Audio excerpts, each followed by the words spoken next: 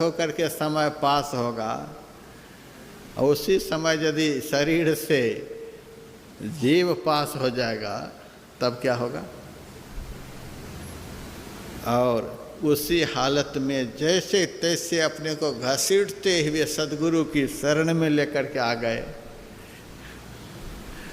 यहाँ आकर के तो कोई पास भी होंगे, एक तो पास होंगे नहीं यहाँ पहुँच जाने के बाद,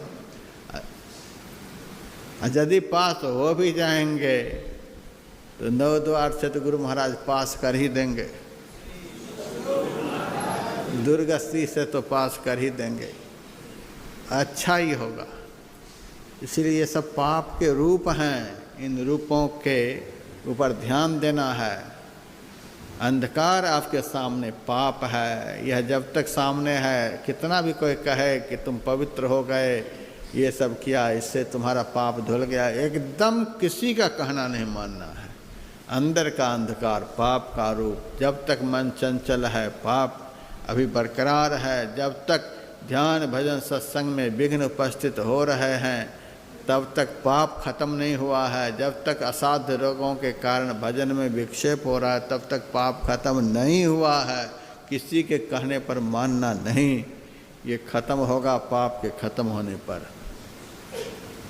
मन से जो पाप हुआ है, मन के अंदर जो पाप है, वह निरंतर मंत्र के स्मरण करने से क्षय होगा, क्योंकि मंत्र मन से भी अधिक सूक्ष्म है। इसीलिए कहते हैं पतित पावन सीताराम, पतितों का उद्धार करने वाला ही यह मंत्र है।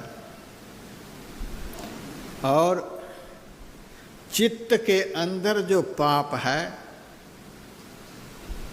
वह कैसे धुलेगा।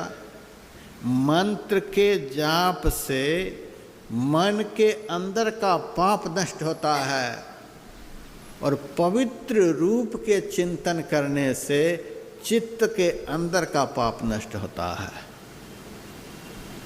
पवित्र रूप अपने इष्ट का जो होता है वह चित्त में प्रविष्ट कर जाता है, वह चित्त से अधिक सूक्ष्म है।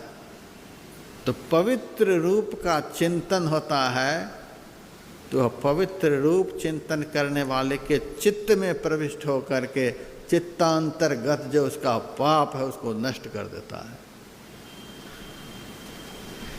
तो पाप को नष्ट करने का यह सब उपाय है, इस उपाय में लगे रहें।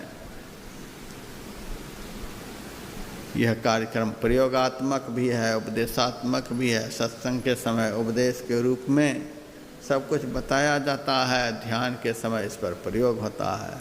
अब ध्यान के समय प्रयोगशाला में जा कर के प्रयोग करेंगे।